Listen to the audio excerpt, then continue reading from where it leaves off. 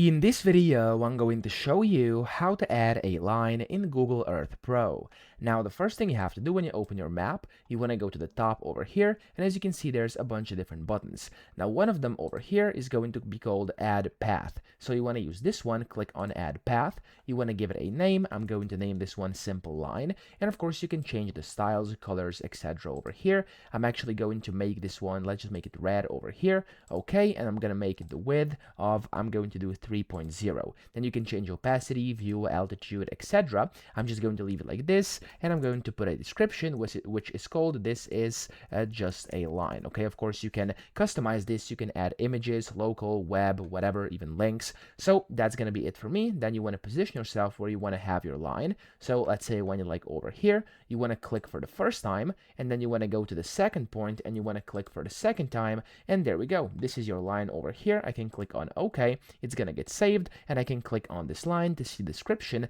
and of course the name of it. So that's how to add a line. I hope this video helped you out. If it did, please subscribe to the channel and help me out as well.